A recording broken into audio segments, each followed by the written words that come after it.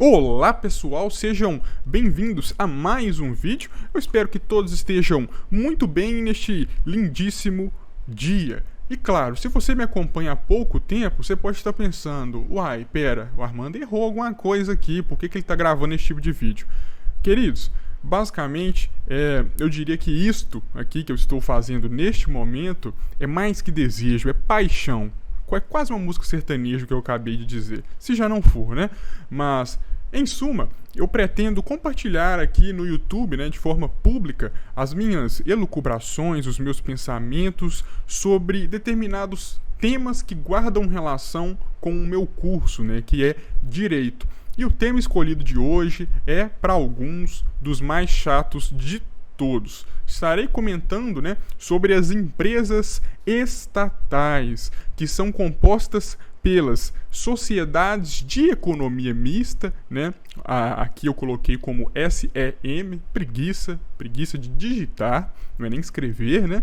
E as empresas públicas. Ou seja, as empresas estatais são compostas pelas empresas públicas. Em breve nós entenderemos algumas distinções, mas é daqui a pouquinho, por enquanto sem spoiler, vamos voltar aqui. E as sociedades de economia mista. Eu acho que até o momento as coisas estão bem tranquilas, mas eu prometo que depois talvez dê uma piorada, uma dificuldade, uma dificultada. Pronto, acertei a palavra. Vamos começar? Eu queria começar destacando algumas semelhanças entre ambas. Vamos ver que nem tudo é diferente, elas guardam sim semelhanças, tudo bem? Primeira coisa, o regime jurídico, ou seja, como que essas empresas são compostas. Destaquei aqui que, em regra, elas são pessoas jurídicas de direito privado, tá? Mas é claro que eu não vou deixar vocês na mão e fiz questão de destacar um ponto sapequinha. O que você quer dizer com esse ponto sapequinha? Quero dizer que, talvez, em uma prova oral ou em qualquer outro tipo de prova que te possibilite discorrer mais sobre o entrave, a questão aqui em comento, você vai ter esse conhecimento ali disponível para você arrebentar. Então vamos voltar aqui. Em regra, pessoa jurídica de direito privado. As duas empresas, tanto a empresa pública quanto a sociedade de economia mista. Vamos lá então, o que é o ponto sapequinha? Qual que é essa exceção, entre aspas, que está mais para a realidade? Na verdade, pessoal, trata-se de um regime híbrido. Regime híbrido. Quando você vê um carro na rua e já aparece lá aquele Corolla híbrido, né? Muitos já ouviram falar do Corolla híbrido. O que significa? Quer dizer que ele é um cadinho gasolina, um cadinho elétrico, não é? Não é algo do tipo? Pois é, aqui as coisas se assemelham ao que eu disse anteriormente. O regime híbrido é nada mais nada menos, de forma bem objetiva, uma mistura entre características de pessoa jurídica de direito privado com a famosa derrogação parcial. Por quê? Por que eles falam por que eles falam sobre esse regime híbrido? Porque essas empresas, as públicas e a sociedade de economia mista, né, essas empresas estatais, elas têm de fazer concursos públicos, elas precisam também licitar, né? Isso aqui não é mistério, daqui a pouco nós veremos. E além disso, elas obedecem ao teto.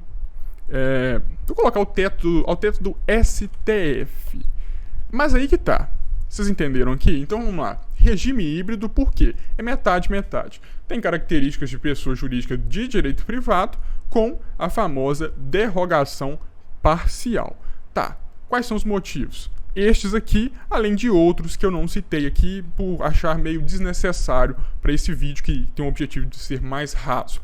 Temos que tirar uma observação aqui desta parte aqui que eu estou destacando no momento. Elas obedecem sim ao teto constitucional, isso é fato, mas aqui uma breve exceção. Os dirigentes não obedecem ao teto. Por que os dirigentes não têm essa necessidade de serem acobertados pelo teto? Né? O teto de remuneração mesmo, não estou falando teto de casa aqui não, tá? É bem simples, porque basicamente eles vão administrar a empresa, né? É meio que sem sentido colocar um limite nisso. Tudo bem que o teto do STF, o teto, né, de remuneração do servidor público deve estar por volta dos R$40 mil, talvez, é bastante dinheiro, mas fica difícil de contratar, em teoria, né, o que não acontece na prática, grandes nomes para as empresas. Por exemplo, a Petrobras, que é uma sociedade de economia mista, daqui a pouquinho nós veremos, quer contratar um super dirigente, um cara top de linha. Mas aí que tá. Se fosse obedecer ao teto de remuneração dos servidores públicos aqui no Brasil, talvez seria bem limitante, né? Seria algo que iria desmotivar esse dirigente super legalzão de aceitar a proposta de trabalhar na empresa, né? Então isso é algo que deve ser observado. Pode ser que eles cobrem isso de você aqui no concurso. Então ela precisa fazer concursos públicos, ela precisa licitar para alguns temas, daqui a pouquinho nós veremos, e também obedecem ao teto remuneratório, né, de remuneração que hoje em dia é fixado pelo STF, não é? Eu não tô tão ruim assim com direito, não. Depois vou confirmar, mas é meio que isso. De resto, confia, fonte confia. Os dirigentes não obedecem necessariamente ao teto de remuneração. Então é isso? Tá bem clara essa parte? Eu espero que sim. Qualquer dúvida, vocês podem deixar aqui no comentário, tá? Tô tentando ser bem objetivo, sem aprofundar muito, enfim, prezando pelo princípio da eficiência, que se você gosta de administrativo, já ouviu falar. E eu também diria que tem um pouco de interesse público misturado nisso aí, né? Porque se o vídeo é curto, se o vídeo é mais objetivo, é menos sofrimento. Enfim, deixemos de lesar os princípios que eu citei anteriormente e vamos para a parte mais pragmática. Dando continuidade. Criação e extinção. É um tema que, para muitos, é algo que cria grandes celeumas, né, grandes problemas. Criação. Gente, o que precisa para criar uma empresa pública ou sociedade de economia mista? Bem simples. Por serem pessoas jurídicas de direito privado, precisa do ato constitutivo, né? Vai criar essa pessoa jurídica no cartório. Ela é criada por lei? Não. O que ela precisa? Autorização legislativa. Sabe quando você quer pedir seu pai para sair? Ou há tempos atrás, quando você realmente queria sair de casa ou alguma coisa do tipo, você simplesmente talvez queria jogar. O que vocês faziam? Você ia até seu pai, né, ou mãe, e falava: pai, mãe, posso jogar? O que você ganhava com aquilo? Autorização, é isso aí, nota 10, autorização legislativa. Então nós precisamos deste ato constitutivo em cartório, né, por se tratar de uma pessoa jurídica de direito privado, e a autorização do papai ou da mamãe, né, a autorização legislativa. Cansei da empresa pública ou da sociedade de economia mista. Quase falei mística. Extinção. Como que acaba com estas empresas estatais? Baixa da pessoa jurídica, né? E precisa também da autorização legislativa para extinguir estas empresas. Perfeito? Eu acho que não tem muito mistério por aqui. Ponto sapequinha. Vamos lá. Mais uma coisa interessantíssima e exclusiva aqui neste canal. Estas empresas podem falir? Nope. Não. Nope.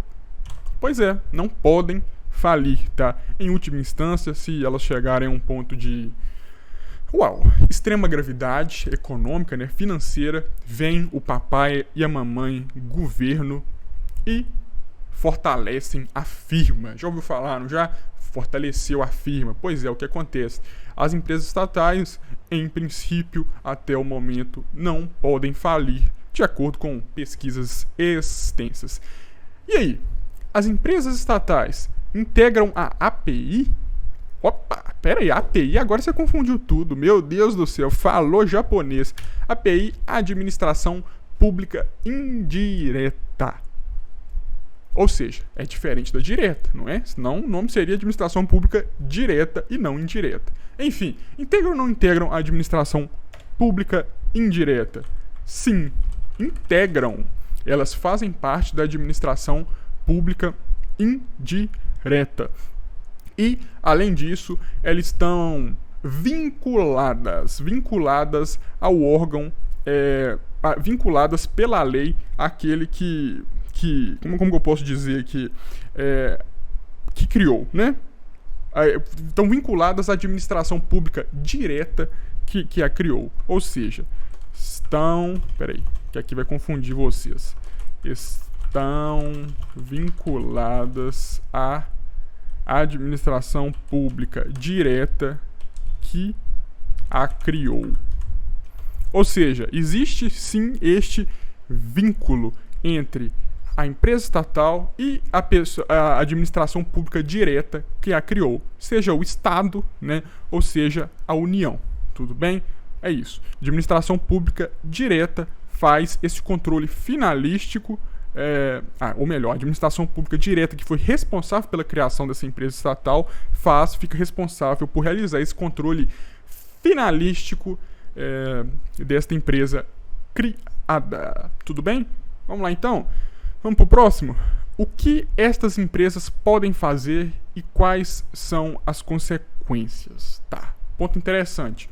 Primeira coisa que elas podem fazer, na verdade eu já vou direto, são duas coisas que elas podem, em regra, fazer. Elas podem prestar serviços públicos, né, que está bem contrastado aqui, e elas podem também prestar atividade econômica. Sim, elas podem prestar atividade econômica. Essa atividade econômica pode ser comercial ou industrial, certo? Então, o que elas podem fazer? Elas podem prestar serviços públicos ou podem prestar a atividade econômica. Normalmente, a empresa que presta serviço público, né, tá mais ligada a algo mais altruísta, talvez, algo que não vise tanto o dinheiro mesmo, sabe? É isso, não tem tanto interesse econômico, vamos falar assim. Daqui a pouco nós discorreremos um pouco mais sobre coisas semelhantes a isso, tá? E se prestar serviços públicos, como ela responde? O que eu quero dizer com isso aqui? Como responde? Como assim? Responde com sim ou não? Não é isso. É para saber se ela responde objetivamente ou subjetivamente. E aí, precisa demonstrar a culpa ou não precisa demonstrar a culpa? É isso. Se prestar serviços públicos, repito, se prestar serviços públicos, respondem objetivamente. Uau. Então elas respondem objetivamente se elas prestarem serviços públicos? Exatamente. Não há necessidade de comprovar a culpa, né? Não há, e nem o dolo, né? Não é isso? Espero que sim. Pois é, então não há essa necessidade. Enquanto na empresa que presta atividade econômica, seja comercial ou industrial, inclusive, para deixar bem claro, essa classificação de comercial ou industrial, até onde eu vi, não é muito cobrada em concursos, mas é algo que eu sei que você quer saber. No fundo, você gostou de saber disso, não é? Pois é, mas voltando aqui, as empresas que prestam atividade econômica respondem subjetivamente. Ou seja, precisa-se comprovar, né, que houve esse dolo, a culpa, né, enfim, de ter gerado esse resultado. Você está prestando serviço público, falou lá que a empresa presta serviços públicos. Como é que responde? Objetivamente. Presta atividade econômica? Subjetivamente. Tudo bem? Perfeitamente? Pois é, espero que sim. Diferenças interessantes e fulcrais. Acordei com a preguiça impregnada e escrevi empresa pública em EP e sociedade de economia mista, né, que vocês já conhecem aqui. Vamos lá então. Vamos aqui e empresa pública. Armando, tá muito distante para mim. O que é uma empresa pública? Separei uma imagem aqui. Pois é, o BNDES é uma empresa pública, né? A notícia aqui até fala, BNDES é essencial para o Brasil, né? O Banco Nacional de Desenvolvimento, né? Fica responsável por financiar, né, determinadas coisas que, teoricamente, são para o desenvolvimento do país, tá? O BNDES, o que diferencia A empresa pública, então, da sociedade de economia mista. Primeira coisa, 100% do capital é público. Público. Ou seja, aquela administração pública direta, que criou a empresa pública é a proprietária desta empresa. Agora, sociedade de economia mista. Aí já é outra coisa. Vamos lá então. O que significa isso? O capital é misto. Misto? Aquele misto que eu comi ontem? Não. É o misto de misturado, tá bom? É um pouco de cada. Tal. Tá muito confuso pra mim. Você pode exemplificar? Se eu exemplifico, é claro, com certeza. Vamos lá então? Vamos dar uma olhada? Mostrar pra vocês aqui que você vai entender de uma vez por todas a sociedade de economia mista, né? Vamos lá então. Sociedade de economia mista. CEMIG. Você é mineiro? Você é, uai, provavelmente. Ou senão você não é também, mas calma que vou mostrar um trem também pra vocês aqui. A CEMIG, pessoal, é uma empresa de economia mista. Inclusive, é CEMIG como é que é? Sociedade de economia mista. Aqui tem o estatuto social da CEMIG. É Sociedade de Economia. Aqui, ó. Sociedade de economia mista. Vou ler aqui para vocês no estatuto social da própria CEMIG. É uma sociedade por ações de sociedade de economia mista. Tá bom? Então, é isso. Aqui, eu abri esse site aqui, fundamentei.com, para mostrar para vocês quem é o sócio majoritário. O Estado de Minas Gerais.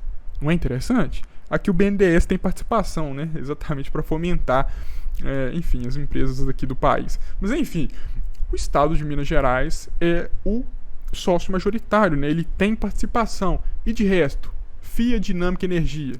É empresa estatal? Se for, nunca ouvi falar. Mas o capital está aberto aqui para a Bolsa de Valores. Vocês estão vendo?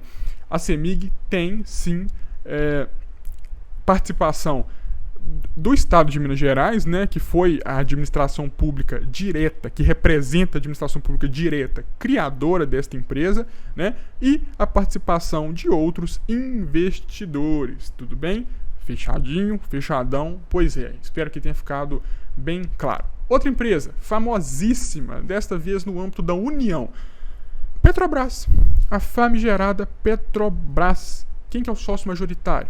União Federal, né? Aqui muito bem destacado o governo. Mas, do mesmo modo, a empresa fica com o capital aberto na Bolsa de Valores, né? Podendo, no caso, ter outros sócios. Não sei se alguém está querendo Petrobras depois das últimas notícias, mas você tem essa possibilidade. Para finalizar aqui, uns exemplos. Sanepar.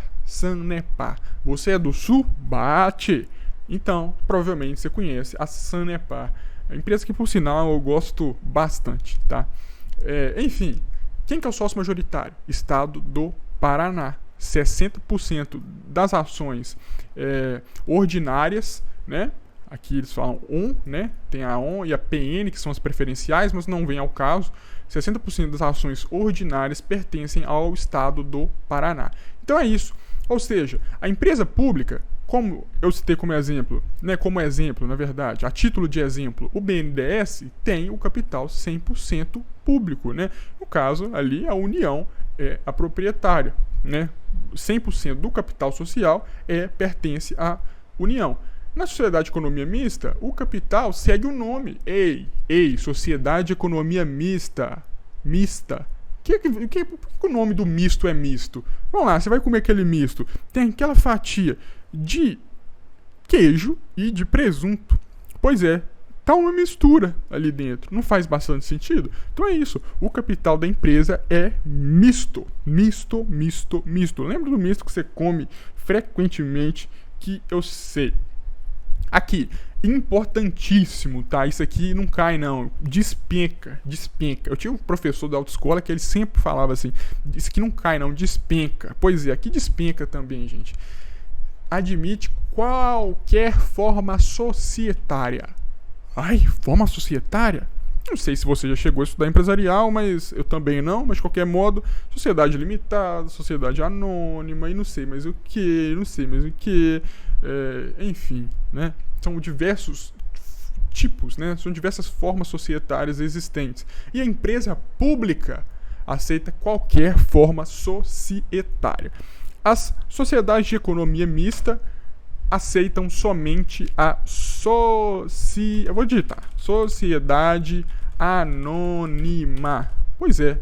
Então é mais uma diferença aí entre a empresa pública e a sociedade de economia mista. Vamos para uma terceira diferença que é das mais interessantes, eu prometo. O que é agora de diferente, Armando? Vai complicar mais? Não vou, mas é bom saber. O foro processual. Sim, a empresa pública tem como foro adequado, né? Vamos falar assim, adequado, a Justiça Federal.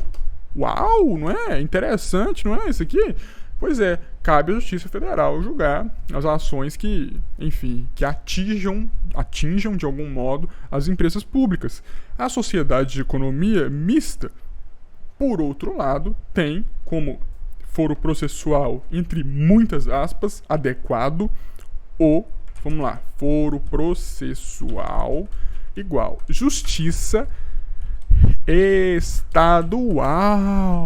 Pois é, o governo tem a administração pública, vou falar mais bonito, a administração pública direta, às vezes tem a participação de 60%, 50% na empresa, mas mesmo assim o foro processual é a justiça estadual, tá? Coisas importantíssimas dessas diferenças. Empresa pública, BNDES, qualquer forma societária, tá? Qualquer jeito, sociedade limitada, sociedade anônima, sei lá, mas o que, comandinha por ações, sociedade anônima, enfim, vocês entenderam? Não sei listar diversas aqui, mas acho que vocês conseguiram entender. Sociedade de economia mista precisa ser sociedade anônima. Deixa eu ver se meu site aqui mostra. SA? Não mostra não, infelizmente não mostra, mas é uma sociedade anônima, tá? Outra coisa importante, foro processual. Empresa pública, você vai lembrar do quê? Do Estado, né? Da administração pública direta. Participação de quanto, gente? 100% do capital social é público. Pois é, qual que é a justiça para isso? Para juizar a ação versando sobre a empresa pública? Justiça Federal, tá? Essas são as diferenças interessantes. E por fim, eu queria tocar em uma aqui que é interessante também. A empresa pública, por sua vez, né, nem sempre vai visar o lucro. Exatamente o que você escutou, né?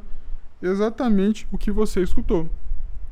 Essa empresa pública nem sempre vai visar o lucro. Às vezes ela só quer simplesmente prestar esse serviço, serviços públicos, né? Ou seja, não precisa nem sempre ganhar. Não precisa sempre ganhar. Tudo bem? Se você... Não vou nem falar não para não confundir, mas é isso. Não visa sempre o lucro, tá? A sociedade de economia mista sempre, pelo menos em princípio, visará o lucro. Ah, mas eu já ouvi muita gente falando que a Petrobras não é para dar lucro, que o Banco do Brasil não é para dar lucro. Pois é, cada um com seu devaneio, né? Não é assim que se fala? Pois é. É isso, gente.